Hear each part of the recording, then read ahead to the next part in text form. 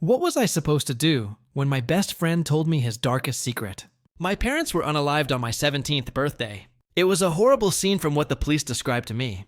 They kept telling me I was lucky that I wasn't there. It didn't feel right though. Who would hurt my parents like that?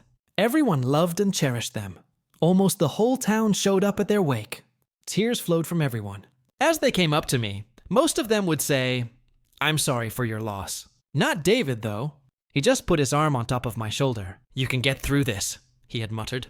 They never caught the people involved with my parents' case, and it left a bitter taste in my mouth.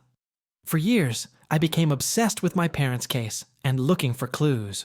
From then on, I knew what I wanted to be, a forensic specialist. I knew it would help me in my parents' cold case. I am now 20, and I'm going to college as a forensic specialist in this amazing program. David was also my guinea pig, besides just my friend, when it came to needing someone to help me finish my homework. By this, I mean fingerprinting him and learning the differences between his finger and my own one, for example. This time, I needed his help with determining lies from truth on an almost ancient lie detector. Little did I know, this moment would change everything on how I perceive David and crack my parents' case wide open. "That thing looks like it will electrocute me," David states, staring at the dinosaur of a lie detector. "Don't be a baby," I chide at David as I try to figure out all the different wires. "Says the man that looks like a mad scientist," David mutters. "Don't tempt me," I said right back as I finally got the wires correct. I start pinning the wires to David. "Dude, watch it." As I pin 2 wires to the inside of his thighs, I just roll my eyes at David. After a minute, I had it all set up. I sit on my chair and turn it on. Okay, I'm going to start with a baseline to determine truth from lies. I set the recorder next to the desk. "What is your full legal name?" David rolls his eyes as he answers. "David Forrest."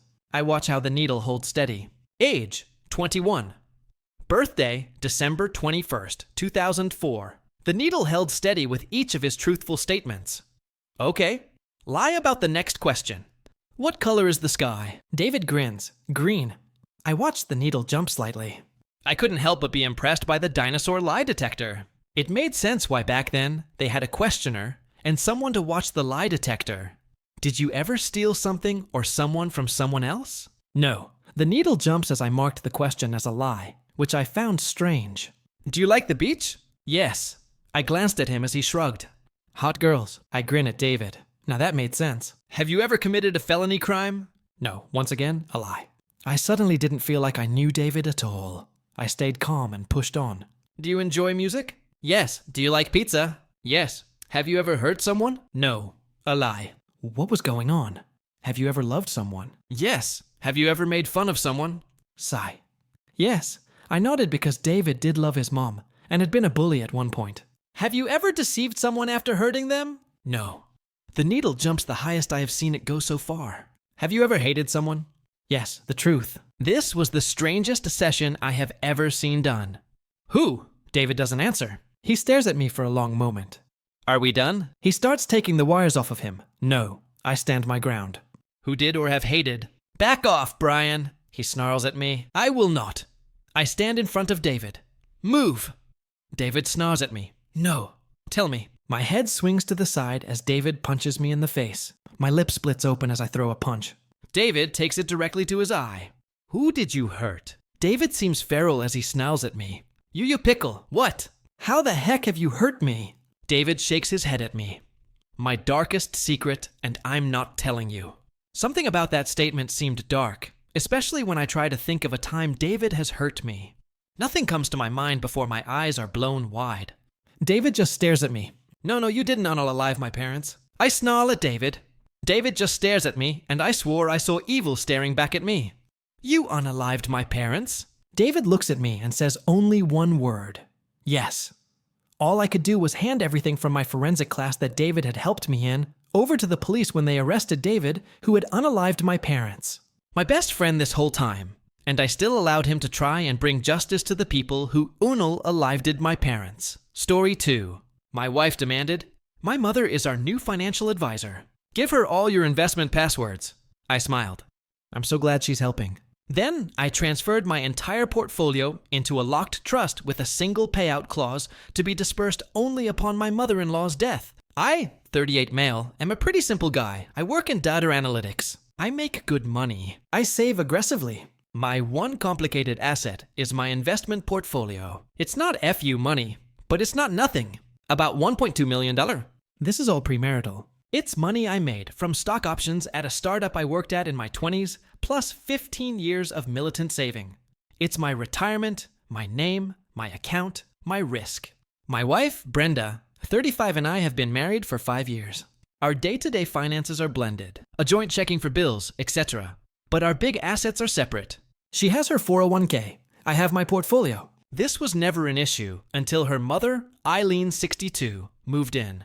She was supposed to stay for 2 weeks after a minor surgery. It is now week 6, and Eileen has ideas. She's one of those people who thinks, because she flipped a condo in 2006 and lost her shirt in 2008, and watches finance gurus on YouTube, she's the next Warren Buffett. Last night, Brenda and Eileen sat me down for an intervention. Brenda started. Julian, honey, we need to talk about our future. Our financial future. I knew this was coming. Okay. Eileen leaned forward, smelling like cheap drugstore perfume and entitlement. Julian, I've been looking at your numbers. My blood went cold. My numbers? What numbers? Brenda fidgeted. I may have mentioned the approximate size of your brokerage account, and Mom thinks you're being well too passive. Eileen nodded, her face grim and serious like a doctor delivering a bad diagnosis. Julian, your returns are pitiful. Just pitiful. You're letting that money sleep. I've been running some projections. If you let me manage that portfolio, I could double it. Easy. 18 months. I just stared at her. Double it? Eileen, it's invested in low-cost index funds. It's a long-term strategy. Strategy? She scoffed. That's not a strategy. That's Cordis. The market is hot right now. I've got 3 NO4 biotech stocks I'm watching that are just primed to explode. We're talking 500% returns. I almost laughed. Eileen, that's not investing. That's gambling. I'm not interested. This is when Brenda's face hardened. Julian, stop being difficult. Brenda said, her voice sharp. This is for us. My mother is a certified financial advisor. She is? Since when? Ellen, I got my certificate online last month. It was a 6-week course. Very intensive. Brenda, that's not a real thing. A CFA is a multi-year designation. What school was this? Stop attacking her. The point is, she knows more than you. You just let it sit there. We could be living, Julian. We could have a boat. We could have a vacation home. You're hoarding. Then came the title drop. My mother is our new financial advisor. We've decided. Now I need you to give her all your investment passwords, the login for the brokerage, the PINs, everything. She's going to start restructuring it tomorrow. The silence in the room was thick. They were both staring at me expectant. Like I just say, oh, okay. Here's the password to my life savings. Random YouTube lady. I looked at Brenda. I looked at Eileen. I saw the greed. It was so naked, so ugly. This wasn't about us. This was a coup. This was the moment I knew my marriage was over. It just evaporated. In its place was a cold, hard clarity. But you don't win this by yelling. You win this by planning. I put on a smile. A big, warm, stupid smile. Wow, I said, letting out a breath. An advisor in the family. Honestly, I'm relieved. I'm so glad she's helping. Brenda's face lit up. Really? Eileen just smirked like she'd won. See, he just needed a little push. Now the passwords. Right, I said, patting my pockets. But this is a big deal. We can't just do this over coffee. I need to, organize the accounts. Some of it is an old 401k rollovers. It's a mess, and I want to do this right to make it official. What does that mean? It means, I said, standing up, that I'm going to consolidate everything. I'll have my lawyer draw up the paperwork to make Eileen my official designated investment manager. We'll have a meeting. We'll sign things. It's a 1.2 portfolio. Eileen, we need to treat it with respect, right? Eileen puffed up. Exactly. Respect, professionalism. I'll need a new laptop, a Bloomberg terminal. I almost choked. Let's start with the paperwork. I'll call my lawyer, Adam, tomorrow. I'll set a meeting for next week. We'll get this all squared away for our future. I kissed Brenda on the forehead. She was beaming. I shook Eileen's hand. Thank you. I feel so much safer already. That was last night. I did call my lawyer, Adam, first thing this morning. Me, Adam. I need you to set up an irrevocable trust immediately. Okay. Hostile divorce incoming. You have no idea. I need to fund it with my entire premarital brokerage account today. Who's the beneficiary? My wife, Brenda. Julian, that's the opposite of what you do in a hostile divorce. Bear with me. I want the trust to be managed by a third-party officer. All dividends, all interest, all gains are to be reinvested into the principal. The principal cannot be touched. Brenda cannot be a co-trustee. She gets nothing. No access, no income. So she's the beneficiary of a fund she can never access. What's the point, me? The point, Adam, is the disbursement clause. I want a single payout clause. The entire trust principal and all acred gains is to be dispersed. To Brenda on one condition, and only one condition, which is upon the receipt of a legally certified death certificate from my mother-in-law. But Adam was silent for a full 10 seconds. Julian, he said, and I could hear the smile in his voice. You are a sick, twisted, and brilliant man. I love it. Let's get to work. We've got the meeting scheduled for next Tuesday. Brenda and Eileen think they're coming to my lawyer's office to sign the management papers and get the passwords. They have no idea what they're about to sign. Update 1 week later. Okay, so the meeting happened and it was everything I dreamed of. I'm writing this from a hotel. I packed a bag and left right from the lawyer's office. My phone is currently a smoldering brick of angry texts, but I'm not looking at them. Here's how it went down. The meeting, Tuesday 10 p.m., we show up at Adam's office. It's not just Adam. He's brought in Mr. Cole, a senior partner from the firm's estate planning department. Mr. Cole looks like he was born wearing a $3,000 suit and a look of mild disappointment. He's perfect. Brenda is vibrating with excitement. Eileen is my god. She's wearing a blazer with shoulder pads. She has a leather-bound folio and a pen. She looks like a kid playing boss. We all sit down at the huge mahogany table. Eileen starts immediately. Right, Mr. Adam? Julian has explained that I'll be taking over the management of his portfolio. I've already prepared a list of my top priority acquisitions. She slides a piece of paper across the table. Mr. Cole, without looking at it, slides it right back. That will not be necessary, Mrs. Eileen's last name. We are not here to discuss strategy. We are here for a signing. Exactly.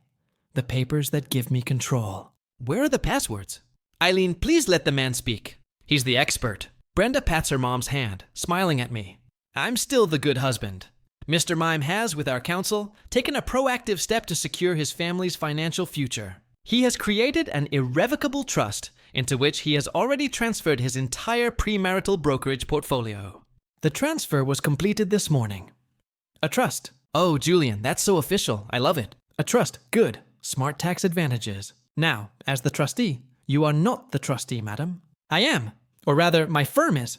The trust is managed by stipulation by an independent bonded third party. Eileen's face flickered. What?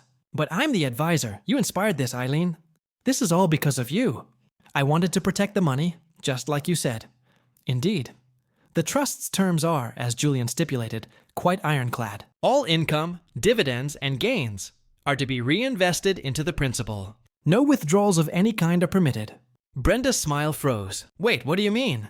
What about, for a boat? It's a long-term strategy, honey. Remember, buy and hold. So, we don't get any money. What's the point? Oh, there is a payout. A very significant one. The entire principal plus all acred gains will be dispersed to the beneficiary.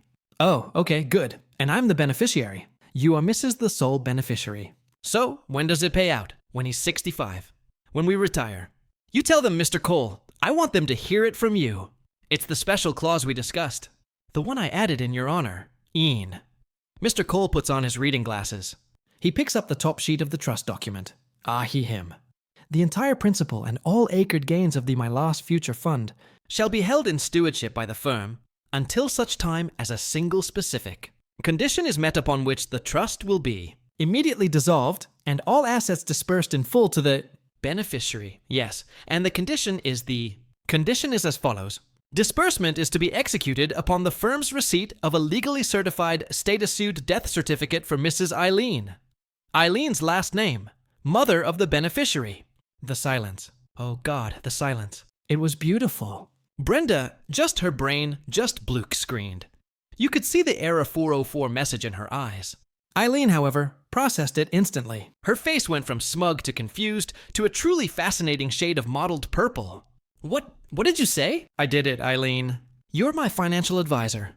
Your life is the asset. The longer you live, the more the portfolio grows. The more Brenda gets. See? I'm incentivizing you to live a long, healthy life. You should be thanking me. This is the ultimate buy and hold strategy. You are quite literally the buy and hold. Brenda finally rebooted. That's a death clause. He put a hit on my mother. What? No, that's the opposite. I'm incentivizing you to keep her alive. Think about it, Brenda. Every extra year she's with us, catching. That's another 8 to 10% compounded. You should be making her smoothies. You should be scheduling her checkups. You should be bubble wrapping her. Eileen stood up, her hands shaking. You monster. You sick, twisted monster. You're wishing me dead, me. I'm wishing you a long, prosperous life, Eileen. Every day you wake up, Brenda's future gets richer. It's a win-win. Change it. Change it now. Julian, this isn't, you can't do this. Oh, but I can. It's an irrevocable trust. That's the word. Irrevocable. It means can't be revoked. It's my premarital property, honey. I can do whatever I want with it. Eileen was sputtering. My heart. I'm having palpitations. You're trying to kill me. No, Eileen. That's just the sound of 500% returns on those biotech stocks you won't be investing in. It's called security. I stood up. Mr. Cole, Adam, thank you for your time. I think we're done here, ladies. I gestured to the door. I'll be staying at a hotel for a few days to let you process this good news. Brenda started screaming. Not words, just a high-pitched. Julian, you get back here. You are not leaving. You give me those passwords. I just walked out. Adam was waiting by the elevator, holding my pre-act go bag. The house is in your name, premarital, right? He asked. Yep, bought it in 2015. She's not on the deed. Good. She can't kick you out, but probably good to stay away tonight. I've already filed a copy of the trust with the court. It's ironclad. It's officially out of your hands and hers. Thanks, Adam. Anytime, Julian. That he said, nodding back towards the conference room where the screaming was still audible, was the most fun I've had at work ever. So, I'm at a residence in...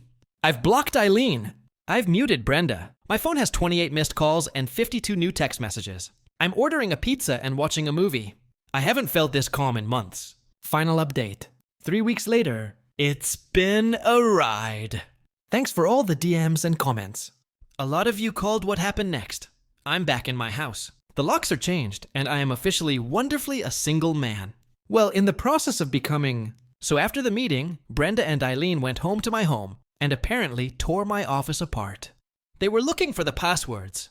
They were looking for, I don't know, a magic wand to undo the trust. I got back 2 days later with a police escort just in case. The house was a mess, but they were gone. They'd taken all their stuff and retreated to Eileen's sister's house. Then the dirty tricks began. This is where the entitlement really blossomed. Dirty trick number 1, the smear campaign. Eileen predictably called everyone. She called my parents. She called my sister. She called my boss. The story was Julian is a sociopath. He's financially abusing Brenda and put a bounty on my head. He's mentally unstable. This backfired spectacularly. My boss, who I'd given a heads up to, said, Eileen, this is a personal matter. Also, Julian's quarterly analytics report just saved us $2 memo dollars. He's getting a bonus. Have a nice day. My mom. Milene, let me get this straight. You tried to steal my son's entire retirement, and he responded by legally protecting it, and you're mad. You're lucky he didn't have you arrested. Do not call this number again. Dirty trick 2, the legal threat. I got a letter from a lawyer, a real bottom feeder strip mall lawyer. It was a demand letter. It accused me of intentional infliction of emotional distress and fraudulent conveyance of assets. It demanded I dissolve the unconscionable trust immediately and turn over 50% of the portfolio to Brenda, plus $250,000 in damages for Eileen's psychological trauma. My lawyer Adam wrote a 1S sentence response. We look forward to deposing your clients on their financial expertise and their initial request for Mr. Ming. My last name's passwords. See you in court. They never filed. The bluff was called. Dirty trick number 3, the ambush. Brenda showed up at my house last week alone. I stupidly opened the door. She'd been crying. Julian, please. I'm sorry. I was wrong. My mother, she's crazy. She pushed me. I never wanted any of this. The classic. It was all her defense. Me, Brenda. You sat there. You called me difficult and hoarding. You demanded the passwords. That was you. I know. But I love you. I don't care about the money. I just want us back. Please. Let's just go to counseling. We can fix this. Just dissolve the trust as a sign of good faith. Ah, there it is. Me. It's irrevocable, Brenda. We've been over this. Her face changed. The tears stopped instantly. You won't even try. After 5 years, you'd throw this all away for money. Me? No, Brenda. You did. You throw this all away for my money, and you did. Now please get off my property. She called me a name I won't repeat and stormed off. The final consequences. The real revenge. Adam filed for divorce on my behalf the next day. Irreconcilable differences and financial malfeasance on her part. Since the house is my premarital property, and she's not on the deed, she has no claim. Since the portfolio is my premarital property, and is now locked in an irrevocable trust that I myself cannot even access, she has no claim. The only marital property is the joint checking account, which has 3 callers in it. The furniture and her 401k. The judge took one look at the case. One look at the trust document. Adam submitted it as evidence of my reason for protecting my assets, and the divorce was fast-tracked. Brenda got half the furniture and half the joint checking account. That's it. The judge denied her request for alimony, citing her bad faith actions and the clear attempt to improperly access my premarital funds. But that's not the satisfying part. I got a call from Brenda's aunt, Eileen's sister, yesterday. She's a good person and she's mortified. She told me Eileen and Brenda are no longer speaking. Why? Because the psychological trap I set snapped shut. Eileen is now living in mortal fear of her own daughter. Brenda, realizing that she will one day be a millionaire, has become attentive. Insanely attentive. According to the aunt, Brenda calls Eileen 5 times a day. Just checking on you, Mom. She's been sending her articles about low-sodium diets. Mom, you have to cut back on salt. It's for your heart. Eileen has developed a cough. Brenda has been trying to get her to go to the doctor. Not in a loving way, but in a we need to catch this now way. Eileen apparently broke down and told her sister she's convinced Brenda is trying to keep her alive just to make more money off her, and that every time Brenda looks at her, she's not looking at her mom. She's looking at a stock ticker. And, in a final glorious twist, Eileen is terrified to eat any food Brenda prepares. She's convinced Brenda might hurry things along to get the money sooner. The very thing they teamed up to steal has become a poison chalice that has completely destroyed their relationship. Eileen is trapped in a prison of paranoia, and Brenda is trapped in a waiting game of her own greed. They both got exactly what they wanted. Eileen is for the rest of her life the most valuable asset in Brenda's portfolio, and Brenda is now the manager of that asset. They are stuck with each other. Me, I'm out the legal fees. I'm out a marriage I thought was good, and that part stings. I'm not a hero. I'm just a guy who got pushed too far. But I'm sitting in my house, my retirement is secure, and my phone is finally quiet.